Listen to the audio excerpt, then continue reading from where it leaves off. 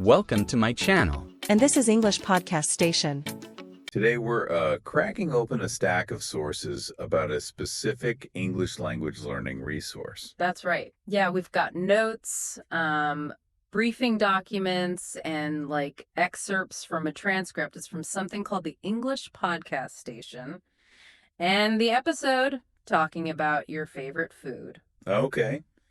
And our mission today, based on all this material, is to really dig into how this resource uses, a topic as universal as food to teach language. And maybe what principles of effective communication and learning we can kind of pull from their approach. Seems simple, but what's happening under the hood? Let's unpack this. So, yeah, the core idea, this English learning episode, it really centers the whole thing around food. Right. Which the materials say they pick for some pretty clear reasons. I mean, everyone eats, don't they? Exactly. Everyone's got a favorite dish. It creates this instant common ground, relatable. And that relatability is just so key, especially, for beginners. It kind of lowers the barrier right away. You don't need any special knowledge. Just talk about your own life, your own food. It lets learners jump into simple conversations, answering basic stuff. Stuff they know already. Yeah. It gives them something personal to share right off the bat. So the sources, they introduced the hosts of this podcast, James and Erica. Yeah.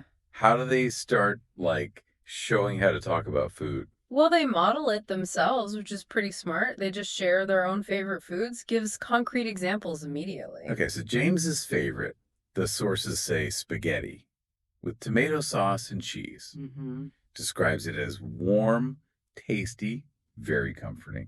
And he eats it, maybe twice a week for dinner. Mm-hmm. Sometimes cooks it himself. Yeah, and then Erica, her favorite is pizza. And her reasons are all about the toppings, the variety. She describes her ideal pizza, crunchy outside, soft inside, cheesy, sometimes a bit spicy, especially with veggies. And she makes it sound like a treat. Eats it maybe once a week, usually weekends. Right, a special treat. Sometimes goes out to a pizza place, to relax and eat.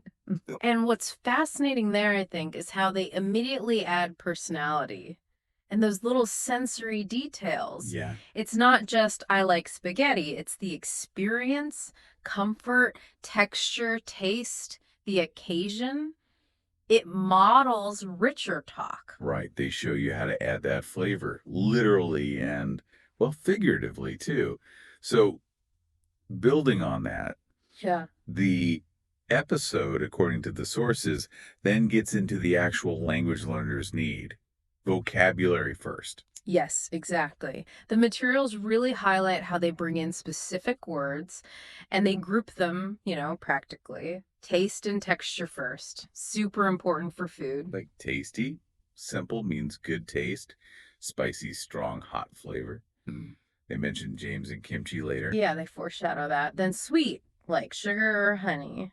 James's sauce, maybe. Could be. Salty, like salt. Crunchy, like Erica's pizza crust. Makes a noise when you bite it. Mm-hmm. And soft, easy to chew, like the inside of her pizza. Just those core description words. Simple stuff. They also throw in cheesy, warm, delicious.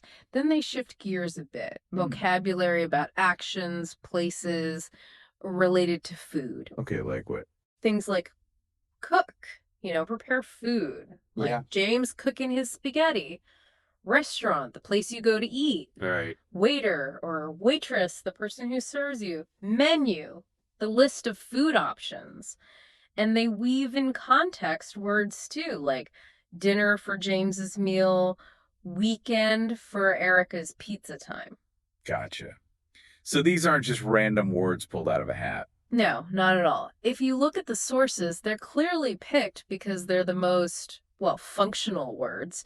What you actually need for a basic chat about food. What it tastes like when you eat it, where. Exactly, how you get it. It's very practical vocabulary tied right to the theme. Okay, so they've got the words. How do they help the listener actually, talk? You go from words to sentences. Well, this raises that important question, doesn't it? How do you get from just understanding to like producing the language? And Yeah. the sources show they give these explicit conversation structures, questions too. It's what educators call scaffolding. Scaffolding, like a temporary support. Exactly. A framework to build confidence before you try it on your own. So they literally give you the sentences to use. Is that it? Pretty much. Yeah, the materials show templates like, what is your favorite food? And the answer is, my favorite food is, or maybe I love. Simple. Okay. And for describing, How does your favorite food taste? eh, And the answer starts simple. It is adjective, then builds up. My favorite food is, it is adjective, adjective, and adjective. okay. They cover the when and how often bits too. Yep. Questions like, when do you eat your favorite food? Yeah. How often do you eat it? And they give answer templates. I eat it frequency timing with examples like once a week, 2 times a week. On the weekend, every day. Maybe there. Right. And they hit that practical choice. Cooking versus eating out. Do you prefer to cook at home or eat it at a restaurant? With answers like, I like cooking at home. Or I eat at a Or restaurant. just sometimes they go to a restaurant. Very straightforward. And they even get into trying new things. International food. Yeah, they tackle that too. Have you tried food from other countries? What was it? Did you like it? And the answer templates. Things like, I tried. Mm-hmm. Maybe adding a description. It was description, but I liked it. Or just the general idea. I enjoy trying food from other countries. So this structured approach, it's not just giving answers, is it? No, not really. It's also modeling how sentences are built in English. By giving these templates, they're showing basic grammar, syntax, but in action. Yeah. Makes it concrete, not abstract theory. Right. Builds muscle memory for making sentences. Exactly. It's a really powerful way to do that. And it's not just listening, is it? The sources are clear that really push the listener to actively join in. Oh, yeah, that's the crucial bit, getting from understanding to doing. You don't learn a language just by listening. You got to produce it. So what techniques do they use? Well, they're pretty simple, but they seem effective based on the sources. They talk to you, the listener, directly ask you questions all the way through. Mhm. They give really explicit instructions. Say it out loud if you can, or try to answer these questions in English, things like that. And they pause, give you time. Yeah, they build in pauses right after a question or a template. So you, the listener, have a moment to think and say your own answer about your own food likes. And James and Erica share their answers first. Right, they model it, show you how it's done, which lowers the pressure. The materials also mention a specific practice time. Yes, a whole segment just for repetition, which is, a classic learning technique. The hosts say sentences slowly, designed for you to repeat them out loud. What kind of sentences? The sources give examples. Yeah, things like, I love eating delicious food. My favorite food is pizza. It is soft, cheesy, and warm. I eat it every weekend. Also, I like cooking food at home. Sometimes I eat at a restaurant. And I enjoy trying food from other countries. Basic stuff, using the vocab and structures they just introduced. It's like guided retrieval practice. You're actively pulling the language out and saying it. That's a good way to put it. And they don't just leave it in the episode. They encourage taking it into the real world.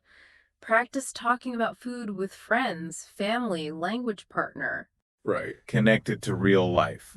So all these techniques, they really push the learner towards production, actively retrieving words, using the structures, building confidence just by speaking, even if it's just repeating at first. They also add a bit more flavor, talking about international food. Yeah, they use that to broaden the topic a little, introduce some more examples. Erica mentions liking Indian curry, Japanese sushi, Mexican tacos. Widens the scope. And James, he brings up Korean kimchi. He does. And the sources make a point of his reaction saying it was very spicy, which leads Erica to comment, yeah, kimchi can be pretty spicy, especially if you're a beginner. A nice little natural interaction there. Yeah, good example. And that kind of leads into something less structured. The fun food questions. A game. Right, a would you rather game. It's mentioned in the sources as a way to shift from that structured practice to something a bit more spontaneous, using the language they've learned. Okay, like those questions. Uh, would you rather eat only pizza for 1 week or only ice cream for 1 week? Yeah. And the sources say both James and Erica picked pizza for that one. Can't blame them. What about, would you rather never eat chocolate again or never eat French fries again? Erica went with giving up chocolate on that one, according to the transcript excerpt. Interesting choices. But the point is, it's a simple game. Forces quick thinking. Exactly. Applying the food words, the preference structures. But it's low pressure, kind of engaging, playful. Uses the stuff they just taught, but in a fun way. Yeah. Okay, so how does the whole episode wrap up then, according to the sources? Well, the hosts finish up by thanking the listeners, naturally, and they do a quick recap. Reinforce the main points. Yeah, basically saying food's a great topic. You can talk about taste, when and where you eat, how you cook it, that kind of thing. Then the final push to practice. Yeah. And promote their own podcast station. You got it. And the sources mention the whole thing is about 30 minutes long and definitely aimed at beginners, beginner friendly. So, yeah, pretty concise, highly focused lesson. Using a theme that's, well, inherently motivating. Everyone relates to food.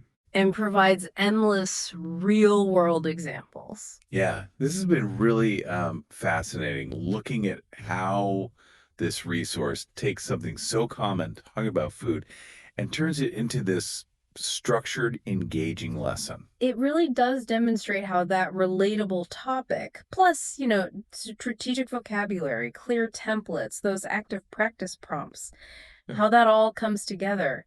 It's a powerful recipe for learning, especially for beginners. And what's really insightful, I think, is that the simplicity isn't a weakness. It's actually kind of the genius of the design, using something universal like food to build those basic communication habits. Right, totally. It makes you think, doesn't it? How we can use any everyday topic, really, any common experience as a jumping off point for building skills, sharing info in a way that's accessible and sticky. Yeah. So what's the big takeaway then for someone trying to communicate or teach effectively? Well, I think it means that sometimes the best tools are the ones right in front of us, the ones we might overlook because they're so familiar. Focusing on those relatable entry points, giving clear frameworks, that scaffolding idea, and really designing for active participation. Those principles work way beyond just language learning. Right. They're key to helping anyone grasp new ideas or just feel confident sharing their own thoughts. Exactly. There's a whole lesson in effective communication just hiding in a chat about spaghetti and pizza. Indeed. Couldn't agree more. Well, thanks for diving deep with us today. Thank you. It was interesting. Okay, so here's where it gets really interesting. Think about the last meal you really, truly enjoyed.